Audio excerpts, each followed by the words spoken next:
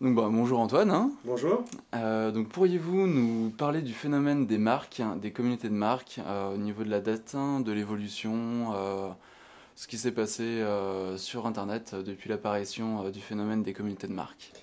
Alors déjà, dans le premier point, je pense que les communautés de marques, ça existe depuis très longtemps, puisqu'en fait, toutes les marques type Apple, les marques de moto, enfin toute une série de marques en fait qui suscitent l'adhésion de certains clients utilisateurs, ont déjà des communautés depuis très longtemps, bien avant Internet.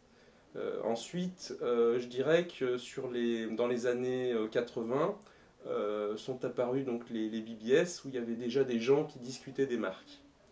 Voilà. Donc c'est des choses qui ont été créées plutôt par les utilisateurs et qu'aujourd'hui finalement les marques essayent de contrôler ou d'animer en Mhm. fonction de leur dispositif. Mais c'est pas foncièrement quelque chose de nouveau. Voilà. Aujourd'hui, en 2010, est-ce que vous observez de nouvelles tendances pour ces communautés? Alors aujourd'hui c'est vrai que les marques ont...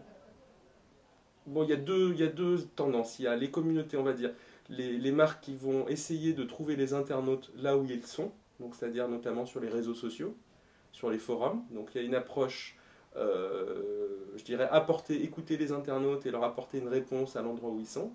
Ou alors il y a Mhm. une approche, je dirais, plus centralisatrice, où en fait la marque veut faire venir les internautes dans sa communauté.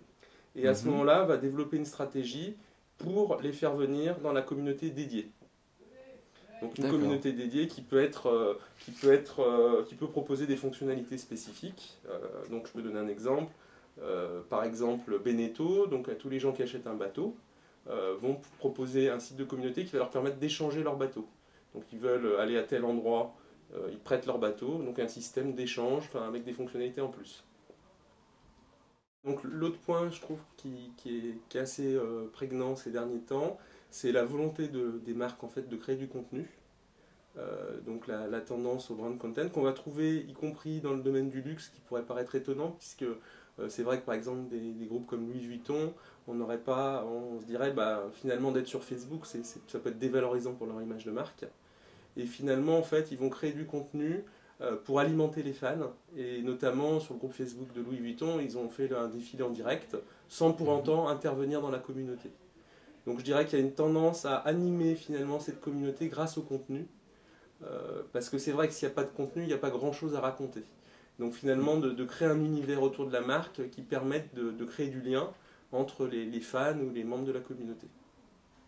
Une sorte de maître du jeu en fait. Finalement, la marque devient une maître du jeu, un média, et va alimenter ses fans pour qu'il y ait de la discussion.